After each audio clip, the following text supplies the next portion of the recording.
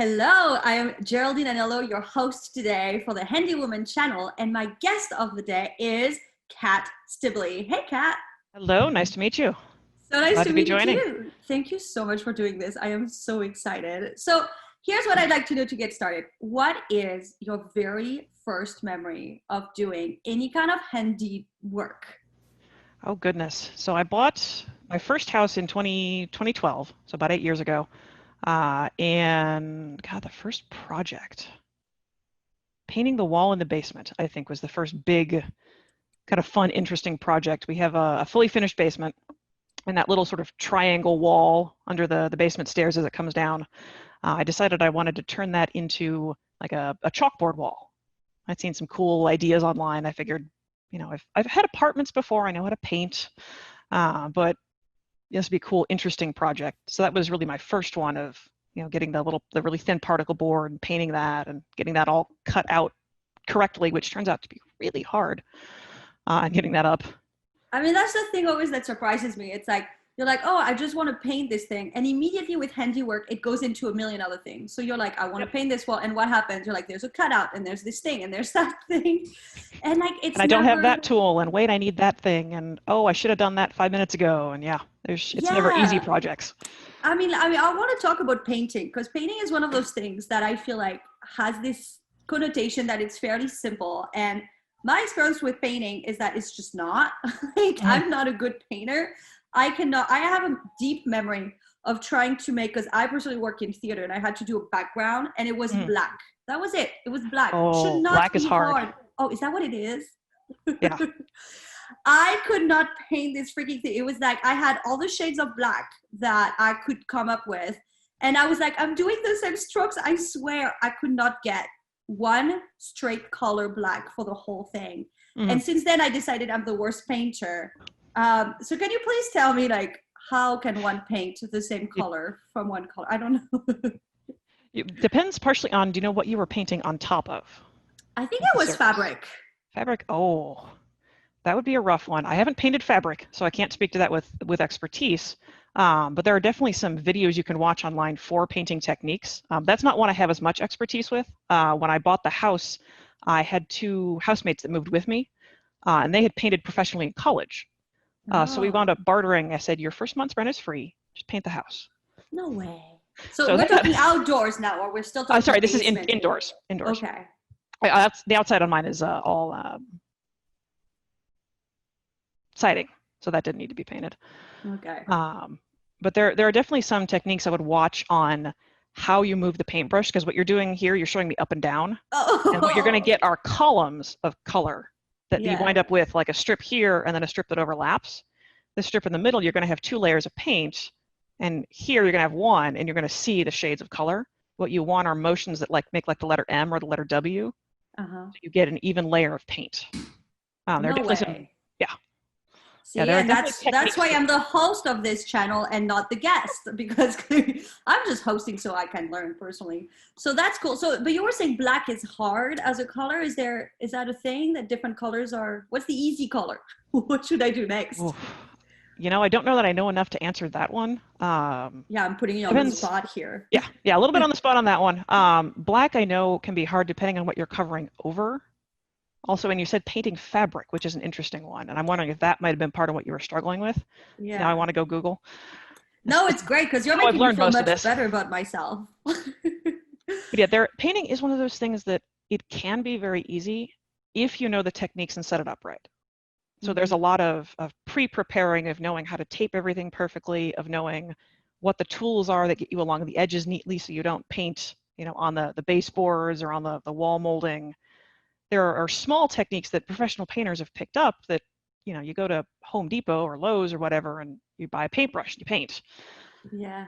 But having the right tool for the job is one that can really make a difference between a room that's painted and a room that's painted well. Hmm. So, what are some of your favorite tools Oh goodness, depends on the project. for Uh, painting? For for painting, painting. they make a little tiny square, almost box thing with a handle on the front, and it has a pad that goes on it, and it's meant for going along edging.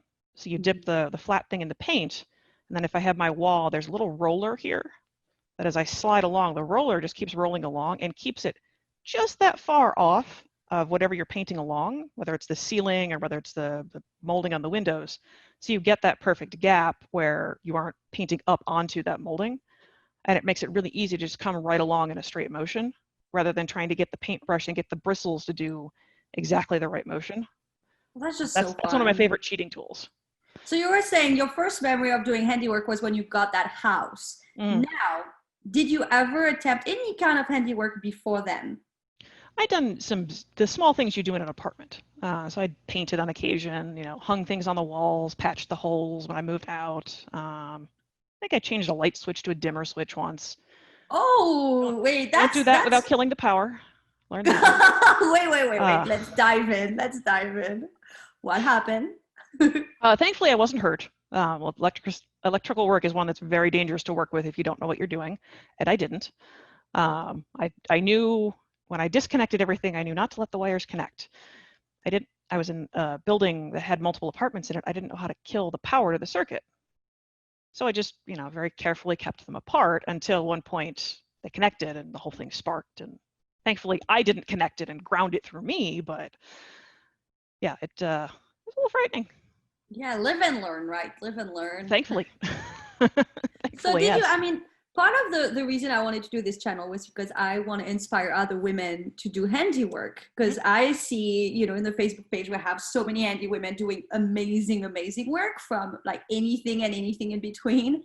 And so do you have any memory in your life of growing up and having access to handy women where you would see women that maybe then it got into your psyche that it's something that's totally normal and cool? Honestly, no, not really. And so when you started, did you have any idea of like, oh, maybe I shouldn't, or maybe I should be scared, or you were like, I'm just going to show everybody I'm going to be cool, or you didn't even think about it? I didn't intend to become a handy woman. I bought a fully finished move-in ready house. So there were some cosmetic things I didn't like. It had old carpeting I wanted to put in hardwood. It had the basement bathroom was that 1970s pink. And I had a vision a couple years later, maybe I could redo the bathroom. And you read sometimes the horror stories about the sellers that make some cosmetic repairs just enough to make it through the inspection. That was the house I bought. Oh. So I had everything just went off the rails almost immediately. The front sewer line, it turned out, had already broken. And I don't think they did it maliciously, but they didn't disclose that there was a problem. So 6 weeks to the day after buying my first house, the sewer line that runs out from the house out to the street snapped and settled. Oh. And backed all the sewage up into my fully finished basement. 6 weeks. No, 6 weeks to the day. And the fully finished basement. Which I got to then gut and learn how insurance companies work. And your insurance company can fire you for making a claim.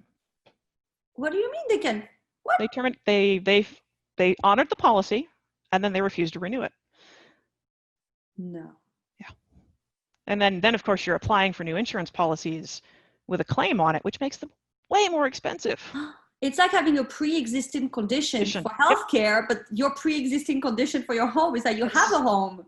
Yeah, exactly. That's also when I learned that your homeowner's insurance covers everything within the walls of the house, but that sewer line that goes out to the city, that doesn't cover it under the policy. But what about your yard? It's not covered. What? You know how expensive it is to have a 14-foot deep hole dug? Go ahead. About $6,000. Wow. Yeah, and that's not just digging the hole. That's the full repair of the line and everything. But yeah, it was there was a lot of crying that day. Yeah. It was not the homeowner's experience I wanted, but I learned. Yeah, right. You learned, with other people's mistakes for you. I mean, that's always the thing. Is like, can you go back to the inspector? I mean, now it's been 8 years, but go back to the inspector and be like, you didn't do your job. You had one job. Yeah. You had one job. What happened? It depends on what's in the inspection. So in that case, that is a thing outside the house that wouldn't have been covered. Things inside the walls, they don't cut drywall open to look if the electrical's up to code, for example. Most of what we wound up finding afterward were things that either it wasn't so much they weren't code, it's just they were stupid, being polite, or they were things that an inspector just wouldn't have looked at. So that's, the first advice I give any friend looking at buying a house is you got to know what that inspector is going to do and what they aren't going to do and what to look Ooh. for. And Can can I be your friend? Can you tell me some of those Absolutely. things? That was part of why I agreed to be on the channel, is I'm excited to be able to share, I learned the hard way. I went to the school of hard knocks, and maybe I can, teach a few other women of, there be dragons. Let's don't go there. Yeah, but it's tricky because we don't want to like push people away from being homeowners either. No, not at all. Just know And- what you're getting into and go in eyes wide open and not walk face first into a wall. All right, so home inspector will not look at anything inside the walls. So they'll look at where plumbing comes out, maybe it connects to a sink, and to make sure that that is up to code. But if behind the wall it's, plastic piping or whatever not up to code might be, they won't look at that. so how do you find out by yourself? Like, the hard way, usually. because it breaks, right? Because it breaks. Like, what is a safer way? Like, you're not going to just open up the wall to double check before you buy a home. And then there it depends on the home you're buying. So if you're buying brand new construction, you can generally somewhat assume it's been done to code. You can look at the builder's code. You can look at the permits they've pulled and when the inspections were done. If you're buying an older home, it's kind of a crapshoot. If you have a home that's old enough, the house I'm in right now was built before the 1900s. So there are some really old electrical stuff in here, and it's not connected anymore, but you can see, like, it's kind of cool to wander the basement, see the history. It's called knob and tube wiring, which is before modern electrical. And there's still actually some of it up in the ceiling, but looking for that kind of thing. Knob and tube wiring.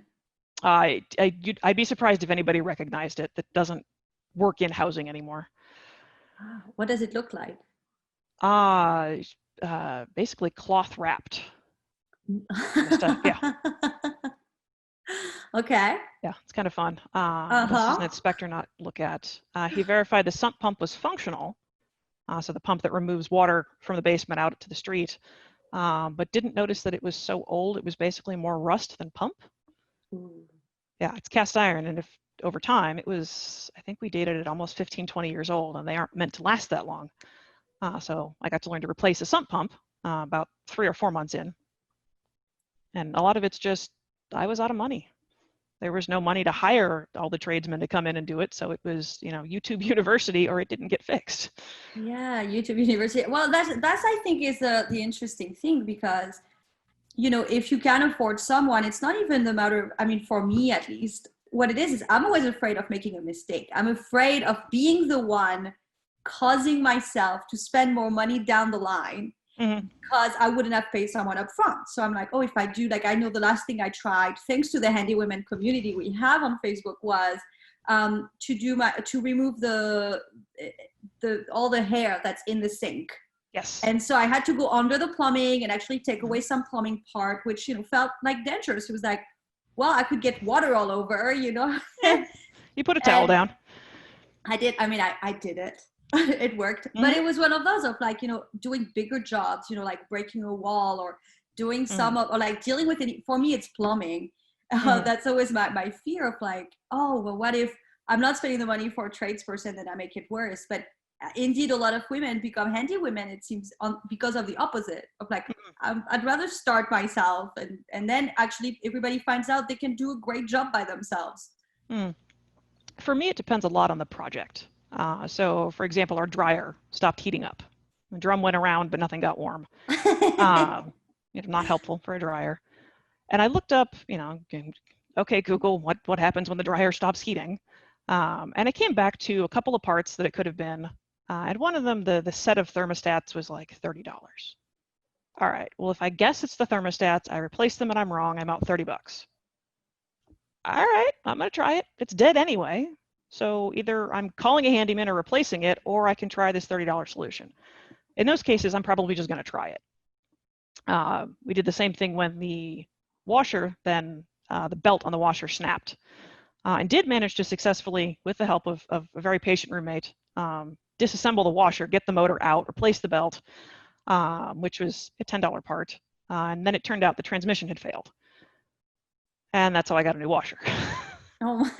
Because I looked up, again, the instructions for and the part cost, and by the time I bought the new part or placed it, I could buy a new washer.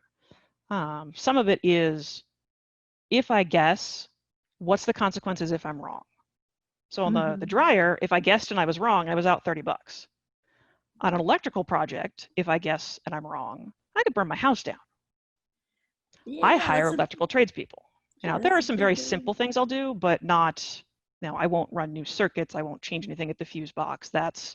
I want somebody with a professional training and skill and knowledge on how to do that right and how to recognize if it's wrong before I hurt myself, before I hurt roommates, before I hurt the future buyer of the house, kind of thing. Plumbing, similar.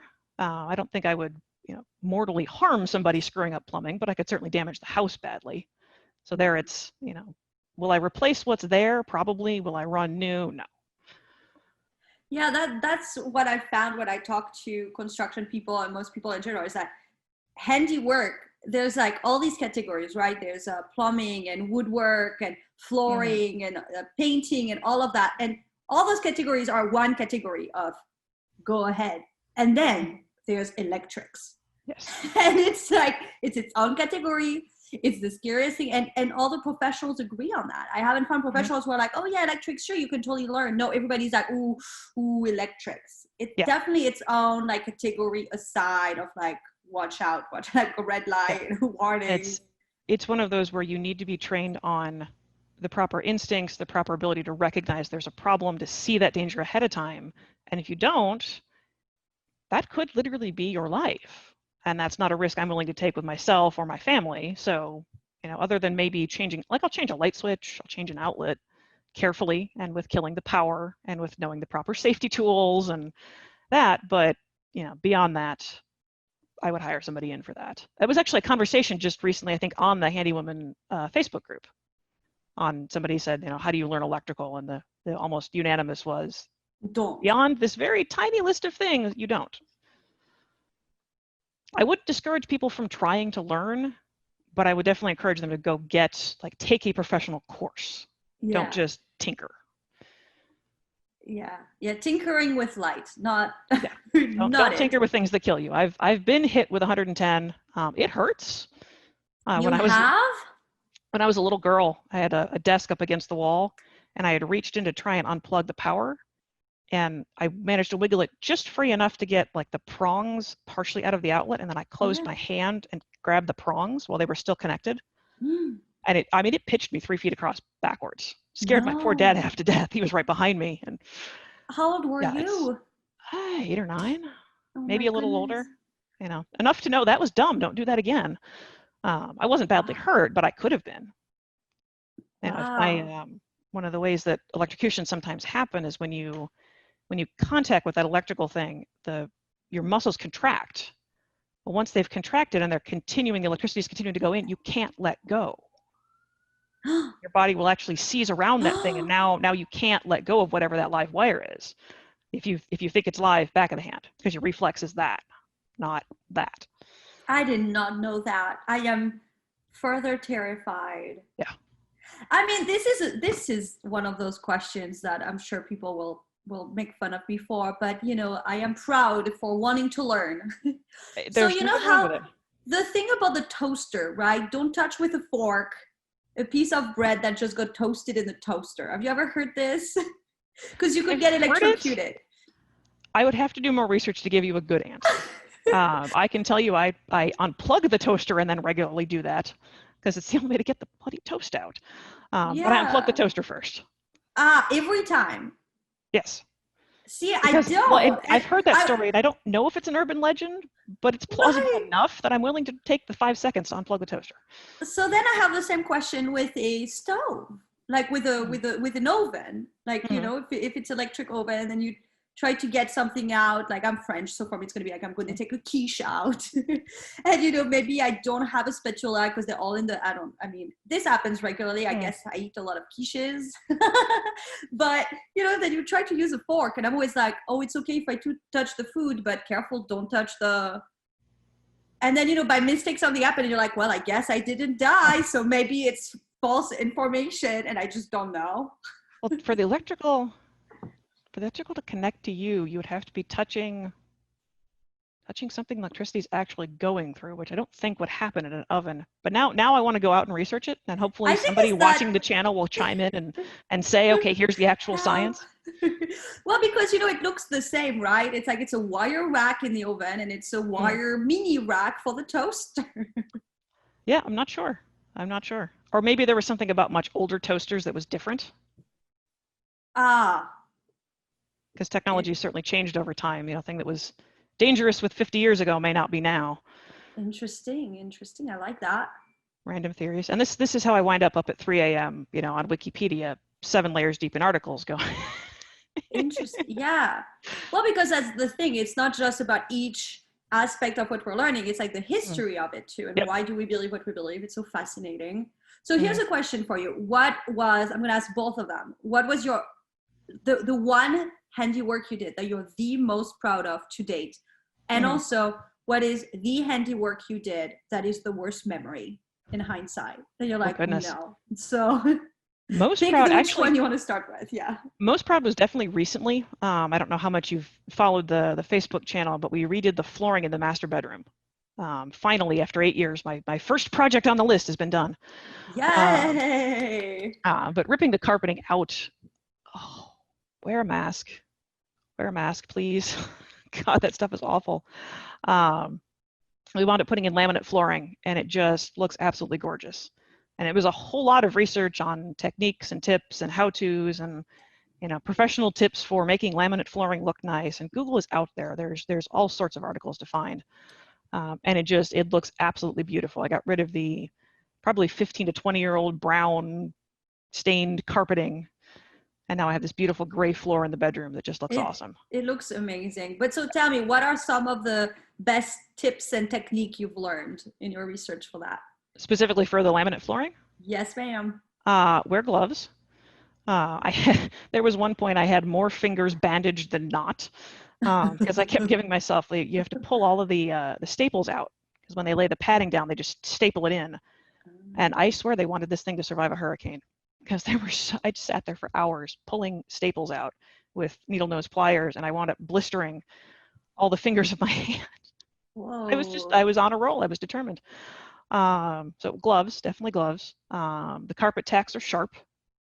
So when they lay carpeting around the edges of the room, there's a real thin strip that's full of tiny little razor sharp nails. And that's what they hook the carpeting onto.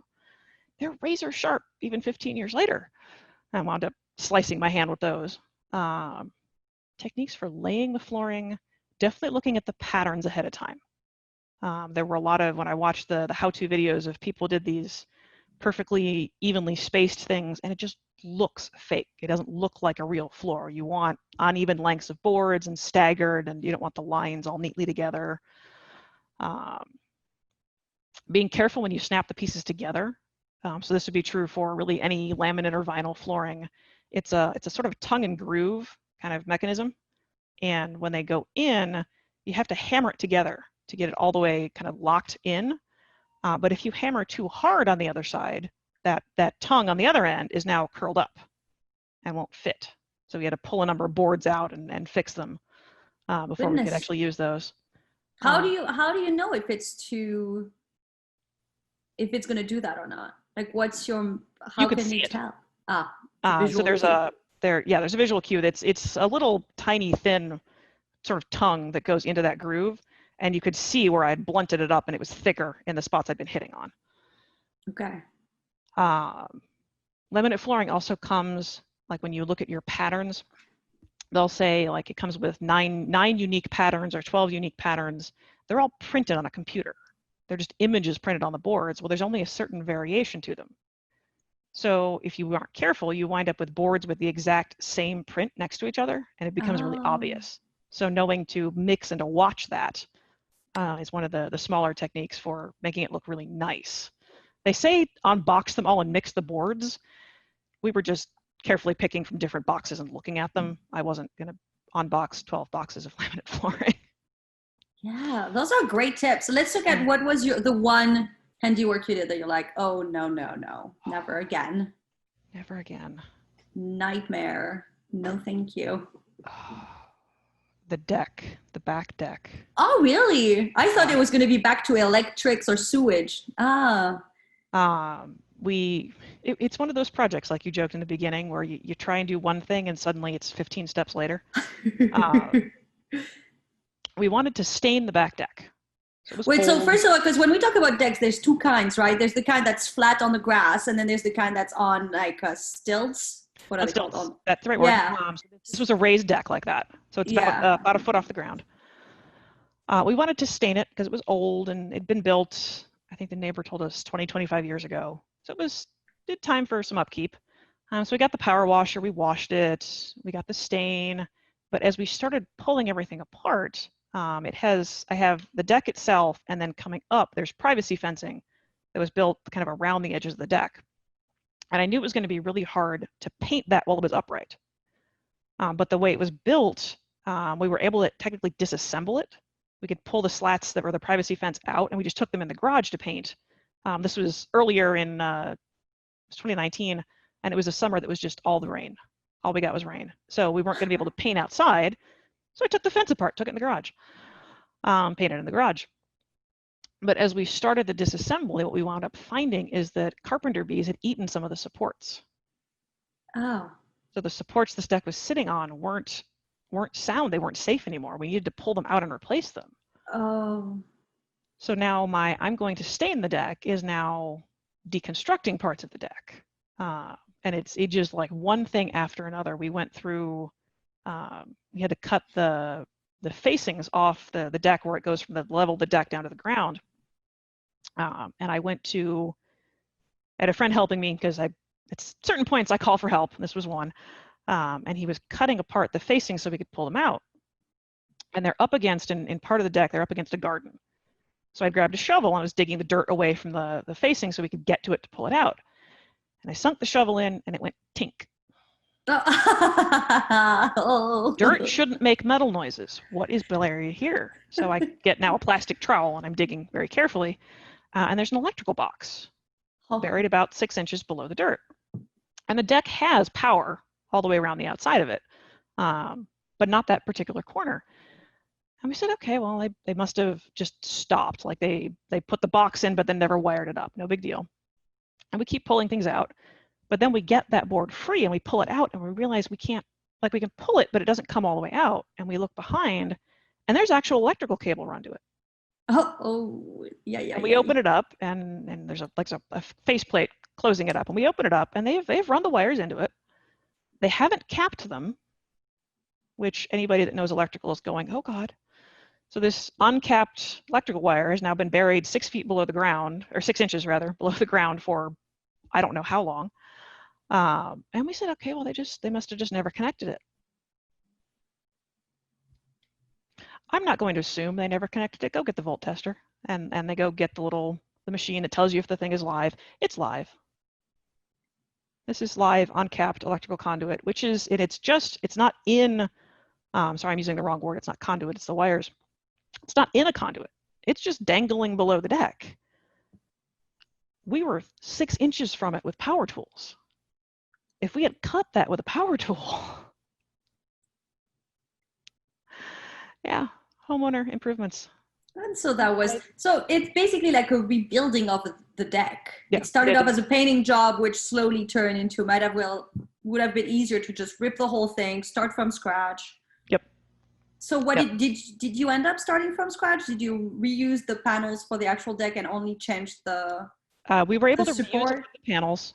Those were okay. Some of them were warped and we replaced. And then we wound up building kind of a new section in part of it. Part of it just had seating and we wound up pulling the seating out, putting the privacy fence up. Scared the living daylights out of the poor neighbor behind us. I have a temper and I was irritated. And the stupid 4x4 I could see it was rotten and I just couldn't, I had cut everything free. It should have come out and I've had enough. And I grabbed that 4x4 and I kicked my feet up against the deck and I threw my entire body weight backwards and I sheared the 4x4 off and just snapped it clean in half. And I hear laughing behind me as my neighbor behind me has just watched me, to his eyes, grab a 4x4, a solid 4x4 and snap it. It's not a solid 4x4, but the neighbor didn't know that. Whoa. I walked over and showed it to him later. If it had been, you could see where the bees had eaten holes all the way through it. So it was not quite the Hulk experience that I've made it look like, but yeah, I mean, how can you stories. find out in advance that bees have eaten it? Is there some kind of ways to find out or to prevent it from happening even? You should be inspecting if you have wooden outdoor decks, look at them where you can see it ahead of time. I don't know. That's a good one. Mm-hmm. Now I know to look and inspect at least once a year in the summer of, are they out there? Is there anything we can deter them with? I think I remember reading about some paint that deters them, but I don't remember that as fact, or if that was an urban legend one. This is great. Yeah. So many, that, like you said, your school of hard knocks is what happens. So final question that I have for you is, what pieces of advice would you have for handy women that are just getting started in their handy journeys? Oh, Lord. What would be some good places to start? What are some things to keep in mind? Your local home improvement store. Whatever you have, I guarantee you they've got classes. Go there and just take some of the classes. There'll be, how to put up tile. There'll be how to cut, trim. There'll be small little things, but there are ways to build that confidence in the skill without just YouTube University. Get lots of opinions. I bet you have friends that know how to do that. Ask them. Come out on groups like the Handy Women group and ask for help. Never think you have to go it alone. There's a lot of us out there, and chances are, been there, done that, broke that, and I'll tell you how not to break it. Start with basic projects. Learn little bits about your house. When was it built? What's likely there? If nothing else and it's broken, Google how to fix. And if the instructions are absolutely not English, okay, maybe call somebody. But if they're relatively plain English, I found, like the dryer, for example, I know nothing about appliance repair. But when I found the diagrams, they were clearly in English. They were, it showed pictures. It showed they only could be connected one way. All right, well, I'll try it. If it doesn't work, I get a new dryer, kind of thing. I love it. These are great tips. Thank you so much for that. Thank you for taking the time. Absolutely. And yeah, encouraging all handy women to go at it one project at a time. Yep. Thank you Absolutely. so much, Kat. Absolutely welcome. Have a good day. Bye.